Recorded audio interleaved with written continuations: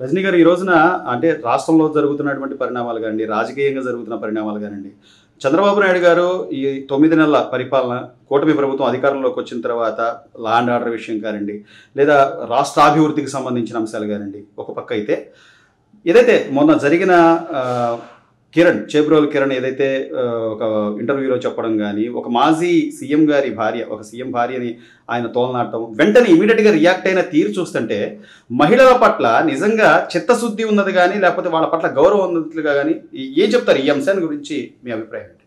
ముఖ్యంగా చేబ్రోలు కిరణ్ గారు మాట్లాడింది చాలా అనుచిత వ్యాఖ్యలు. ఒకరి వ్యక్తిగత విషయాల్లోకి, ముఖ్యంగా ఆడబిడ్డల విషయాల్లోకి అస్సలే వెళ్ళకూడదు.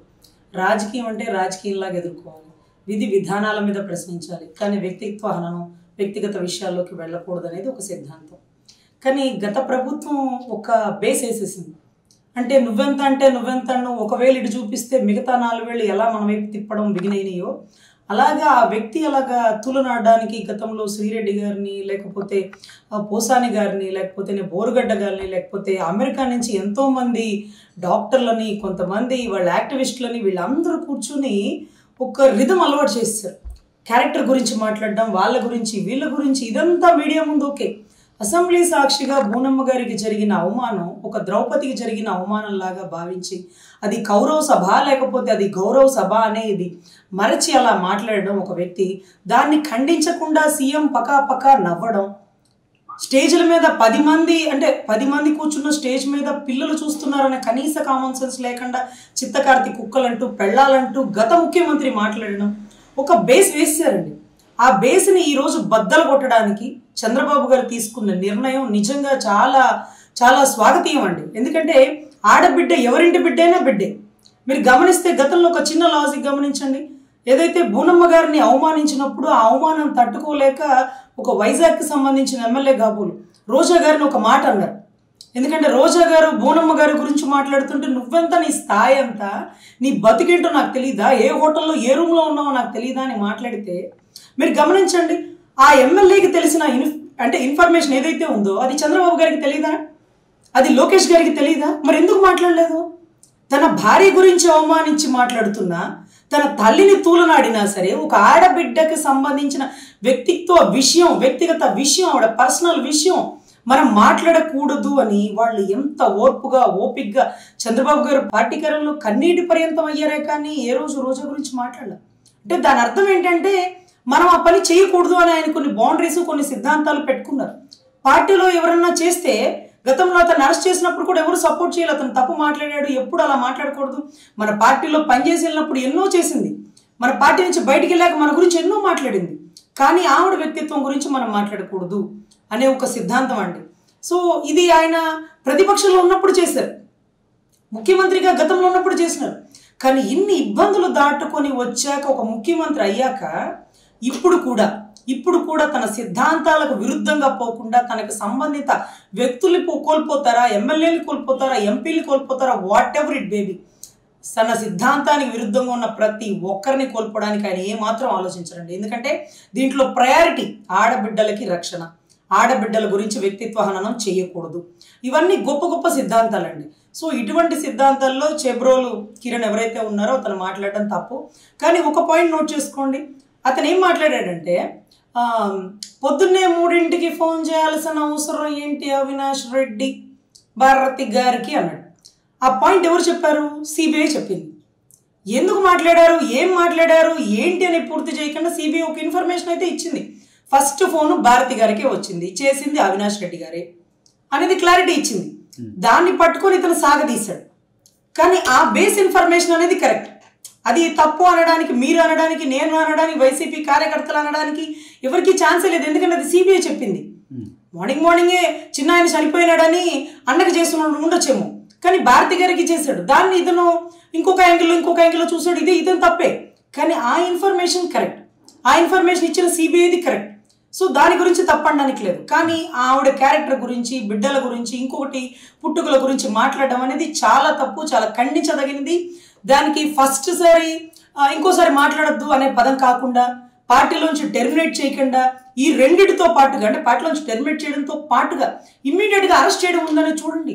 చాలా కఠిన చర్య. నా బిడ్డకైనా అదే నీతి, పరాయింటి ఆడబిడ్డకైనా అదే నీతి. నా పార్టీ కార్యకర్త అయినా ఒకటే, పరాయింటి బిడ్డ అయినా నాకు ఒకటే, పరాయింటి కార్యకర్త అయినా నాకు ఒకటే అన్నట్టుగా ఈరోజు చంద్రబాబు గారు కూటమి ప్రభుత్వం తీసుకున్న నిర్ణయం భారతి గారి గౌరవాన్ని 100 రెట్లు పెంచింది. వారు బోనమ్మ గారి గౌరవాన్ని అసెంబ్లీ సాక్షిగా తోలనాడినా ఏ రోజు భారతి గారు ఖండించదు. కానీ ఈ మాట అన్నందుకు బోనమ్మ బాధపడి ఉంటుంది. చాలా తప్పు మాట్లాడారు బాబు గారు, ఇమ్మీడియట్గా అతన్ని తీసేయండి అని బోనమ్మ చెప్పుండొచ్చు. ఎందుకంటే నిజం గెలవాలి అని ఆ బిడ్డ ఏదైతే తిరుపతి కొండెక్కినప్పుడు రోజా గారు మొగుడు బయటికి రావాలని కొండెక్కిపోకుండా చూసుకుంటే చాలు జైల్లోనే అన్నట్టుగా తూలనాడితే అక్కడ కూడా బోనమ్మ గారు నిజం గెలవాలి అన్నారే కానీ నా భర్త బయటికి రావాలి, నా భర్త నిర్దోషి, నా భర్త గొప్ప వ్యక్తి ఇవేమీ అనలేదండి. కొండ గురించి మాట్లాడిన వారు కొండ గుట్టల్లో ఎలా కలిసిపోయారో, కొండ మీద ఒక ఆడబిడ్డని తూలనాడినటువంటి రోజా ఇప్పుడు ఏ పరిస్థితుల్లో ఉందో ఎందుకండి చెప్పండి. మనం ఆడవాళ్ళు, ఆవిడ ఆడవాళ్ళు, ఏదో భర్త అరెస్ట్ అయ్యారని ఇబ్బందితో స్వామిని దర్శించుకోవడానికి వస్తే అక్కడ కూడా రాజకీయం మాట్లాడినటువంటి కొంతమంది ఆడవాళ్ళని గత ముఖ్యమంత్రి ఎప్పుడు ఖండించలా. తప్పమ్మా, భర్త అరెస్ట్ అయ్యాడు, భార్య గురించి మనం మాట్లాడకూడదు, తప్పు రోజు అని ఉండొచ్చు కదా. బోరుగడ్డ అనిల్ లాంటి ఒక వ్యక్తి పవన్ కళ్యాణ్ గారి భార్యల్ని, పసిబిడ్డల్ని రేప్ చేస్తానని మాట్లాడినప్పుడు ఇమీడియట్గా గౌరవ జగన్ రెడ్డి గారు బోరుగడ్డ అనిల్ని పార్టీ నుంచో, పార్టీ కార్యకర్తల కాంటాక్ట్ నుంచో సస్పెండ్ చేసి ఉంటే కొద్ది గొప్ప గౌరవం ఉండేది. డైరెక్ట్ అటాక్ పవన్ గారి మీద చేయమనండి, డైరెక్ట్ అటాక్ చంద్రబాబు గారి మీద చేయమనండి. ఆడవాళ్ళు ఎందుకండి? ఈ రోజు రాజకీయం రాకుండా నా బిడ్డల్ని చూసుకుంటుందిరా నా భార్య, ఇంకొక భార్యలు వాళ్ళు విడాకులు తీసుకొని వాళ్ళ వ్యక్తిగత జీవితంలో వాళ్ళు బాగున్నారా, ఎందుకురా నా మీద పడేడుస్తారు, అది నా కర్మ అలా జరిగింది, నన్ను ఏం చేయమంటారు, నా బిడ్డలేం పాపం చేశారు, అకారణంగా నా బిడ్డల్ని మాట్లాడారు అని ఆ రోజు గర్జిస్తున్నప్పుడు మా కంటే మన నీళ్లు గారిపోయినాయండి. సో ఆ రోజు ఏదైతే జగన్ గారు ఇలా తీసుకున్నట్టే, చంద్రబాబు గారు తీసుకున్నట్టే ఇలా ఒక చిన్న యాక్షన్ తీసుకున్నా కొంత లెక్క గౌరవం నిలబడేదండి. 151లో 51 వచ్చి ఉండేదేమో. మరీ 11కు పడిపోయిందంటే లాండ్ ఆర్డర్ అండి. ఈ విషయం గుర్తుపెట్టుకోవాలి. తెలంగాణలో దిశ ఎన్కౌంటర్ జరిగినప్పుడు కేసీఆర్ గారు భగీరథ అంటూ పథకాలంటూ అన్నీ ఇచ్చినారు, కానీ లాండ్ ఆర్డర్ని కంట్రోల్ చేయలేకపోయారు. లాండ్ ఆర్డర్ ఎప్పుడైతే ఫెయిల్ అయిపోయిందో ప్రభుత్వం పడిపోతుంది. ఆ రోజు నేను తెలంగాణ కేసు చేస్తున్నప్పుడు దృఢమైన కేసీఆర్ గారికి నేను ఒకటే చెప్పిన, సార్ ఈ రాష్ట్రంలో లాండ్ ఆర్డర్ సరిలేకపోతే మీ ప్రభుత్వం కుప్పగూలిపోతుంది, సంషేర్ అంటూ సవాల్ విసిరితే ఎవరో పక్క రాష్ట్రంలో వచ్చి ఓ పోరి ఏదో మాట్లాడుతుందని మనం ఎందుకు భయపడాలి అనుకున్నారు. చూసారు కదా, సజ్జనార్ గారు ఫెయిల్ అయిపోయారు, తర్వాత పోలీసులకు పనిష్మెంట్ పడింది, తెలంగాణలో కేసీఆర్ గవర్నమెంట్ కుప్పగూలిపోయింది.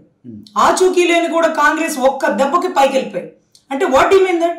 ప్రజలు మీరు ఇచ్చిన పథకాలు స్వీకరిస్తారేమో, అభివృద్ధిని కాంక్షిస్తారేమో, కానీ లా అండ్ ఆర్డర్ సరిలేకపోతే ఏ ప్రభుత్వం అయినా కుప్పగూలిపోతుంది. కానీ 15 ఏళ్ల పండంటి కాపురం చక్కగా ఉండాలి అంటే లా అండ్ ఆర్డర్ని పర్ఫెక్ట్గా మెయింటైన్ చేయాలి. తప్పు చేసినోడికి కులం ఏంటి, మతం ఏంటి, పార్టీ ఏంటి, అండేంటి, ఈడ్చుకొచ్చి లోపలేయండి అన్నటువంటి పవన్ కళ్యాణ్ గారి సిద్ధాంతాలు, ఆడబిడ్డ ఆ ఇంటి బిడ్డ అయినా ఈ ఇంటి బిడ్డ అయినా ఒకేలా స్వీకరిస్తామన్నటువంటి చంద్రబాబు గారు, ఏదైతే జగన్ గారి చెల్లి ఆయన్ని కలవడానికి వస్తే నువ్వు కట్టిన చీర పచ్చ చీర, నువ్వేం మెసేజ్ ఇస్తున్నావు అంటూ తప్పుగా మాట్లాడినటువంటి వాళ్ళ అన్నకి, పరా ఇంటి బిడ్డ అయినా పర్లేదు నా ఇంటికి వచ్చిందంటూ స్వాగతిస్తున్న చంద్రబాబు గారికి, నీ ఇంటి భార్య గురించి ఒక పార్టీ కార్యకర్త, పార్టీకి ఇన్నాళ్ళు పనిచేసిన కార్యకర్తని ఇమ్మీడియట్గా action take in to the action arrest అని ఒక సీరియస్ నిర్ణయాన్ని తీసుకోవడం, నువ్వేమో వాళ్ళ భార్య గురించి అసెంబ్లీలో మాట్లాడుతుంటే నీ పార్టీ ఎమ్మెల్యే కనీసం తప్ప అసెంబ్లీలో వద్దు పట్టించండి ఖండించాలి అని అన్నారా? పక్కపక్క నవ్వుతావా? ఈరోజు నీ ఇంటి ఆడబిడ్డ, నీ భార్య మానాన్ని కాపాడినటువంటి వ్యక్తి గౌరవ చంద్రబాబు గారు. కూటమి ప్రభుత్వం ఎప్పుడు ఒక అద్భుతమైన మెసేజ్ ఇస్తుందండి. లా అండ్ ఆర్డర్ విషయంలో తప్పు చేసిన వారు ఎవరైనా, ఆడబిడ్డల విషయంలో ఎవరిని ఉపేక్షించేది లేదు. ఆడబిడ్డలు ఇప్పుడిప్పుడే రాజకీయంలోకి ముందుకు ఇంకాగా వస్తున్నారు. రేపటి రోజు రిజర్వేషన్ ఉంది, ఇంకా ఎక్కువ మంది రావాలి, చదువుకున్న వాళ్ళు రావాలి. ఇలాంటి చెత్త రాజకీయాలలో మీరు ఈ ఆడవాళ్ళ వ్యక్తిత్వ హననం చేస్తుంటే ఎవరు ముందుకు వస్తారండి? ఎప్పుడో ఎన్టీ రామారావు గారు నిద్ర లేచింది మహిళా లోకం, దరిల్లింది పురుష ప్రపంచం అంటే అప్పుడు ఆశ్చర్యపోయారు. అప్పట్లో అంత ఎమ్మెల్యేలు లేరండి. కానీ ఆయన ఫిల్టర్ చేసి ఏరి కోరి చదువుకున్న ఆడబిడ్డల్ని, ప్రతిభా భారతి లాంటి వారిని చక్కగా అసెంబ్లీ సాక్షిగా కూర్చోబెట్టి ఎంత గొప్ప మెసేజ్ ఇచ్చారు. దాని తర్వాత ఎంతమంది చదువుకున్న వాళ్ళు వచ్చారండి. ఒక డాక్టర్ చెనక్కెళ్ళరణ గారు లాంటి వారు డాక్టర్లు, కొంతమంది లాయర్లు, కొంతమంది పొలిటీషియన్లు, జర్నలిస్టులు, టీచర్లు, ఎంతమంది ఆడబిడ్డలు తీసుకొచ్చి అసెంబ్లీలో కూర్చోపెట్టి గొప్ప ప్రభుత్వాన్ని రన్ చేయాల. సో ఇటువంటి పరిస్థితుల్లో మీరు ఒకటే గుర్తుపెట్టుకోండి, లా అండ్ ఆర్డర్ కూటమి ప్రభుత్వం ఉన్నంత వరకు మీకు ఎటువంటి సందేహం లేదు. ఈ పండంటిగా కాపురం 15 ఏళ్ళు చల్లగా సంతోషంగా ప్రజలను అభివృద్ధి కాంక్షిస్తూ ఉండాలంటే లా అండ్ ఆర్డర్ పర్ఫెక్ట్గా ఉండాలండి. అది బాబు గారు ఖచ్చితంగా మెయింటైన్ చేస్తారు. ఏదైతే పవన్ కళ్యాణ్ గారు ఆడబిడ్డల విషయంలో ఏమాత్రం ఉపేక్షించరు. సో బీజేపీ అండదండలు ఎప్పుడు మనకుంటాయి. గత ప్రభుత్వంలో చేసినటువంటి చెత్త పరిపాలనని ఇమీడియట్గా దీంట్లో మనకి మార్పులు చేర్పులు కొత్తవి అంటే దిశ యాక్ట్ లాంటివి కాదండి, ఇమీడియట్ రియాక్షన్ చూసారు కదా. దీన్ని చూసిన తర్వాత ఒకళ్ళ జనసేన అయినా ఒకళ్ళ బీజేపీ అయినా ఒకళ్ళ టీడీపీ అయినా అవతల వ్యక్తి విధి విధానాల మీద ప్రశ్నిస్తారే కానీ వ్యక్తిత్వ హననం చెయ్యరు. ఇవాళ వారు రేపు ఇంకొకరు ఎవరైనా కానీ ప్రతిపక్ష నాయకుల విధానాల మీద ప్రశ్నించండి. సపోజ్ రోజా గురించి మాట్లాడాలంటే పర్యాటక శాఖలో స్కామ్ గురించి మాట్లాడారు. విడుదల రజనీ గురించి మాట్లాడాల్సి వస్తే ఏదైతే బినామీ భూములను ఆక్యుపై చేసుకుంది దాని గురించి మాట్లాడండి. ఎందుకంటే ఇతను ఎవరైతే ఉన్నారో ఇతను గతంలో కూడా విడుదల రజనీ గారి గురించి మాట్లాడాడు. అప్పుడే అనుకున్నా అది కరెక్ట్ కాదేమో, ఎందుకు అసలు ఇది మనకి విధానాల మీద ప్రశ్నిస్తే బాగుంటుంది, చూస్తే బాగుందని నవ్వుకోవడం కరెక్ట్ కాదు. నవ్వుకోవడం ఇవాళ నవ్విన వాళ్ళే రేపు విమర్శిస్తారు. ఓ పొద్దుగూకులు ఆడవాళ్ళ విషయాలైనా ఏదన్నా సమస్యల మీద ప్రశ్నించాలి కానీ అంటారు. సో ఖచ్చితంగా ఈ రాజకీయంలో కొత్త మార్పులు వస్తున్నాయండి. గతంలో ఉన్నది ఖచ్చితంగా అది పూర్తి మార్పులు తీసుకొస్తుంది కూటమి ప్రభుత్వం. ప్రజలు ధైర్యంగా గుండెల మీద చేయేసి పడుకోవచ్చు. ఇది కూటమి ప్రభుత్వం.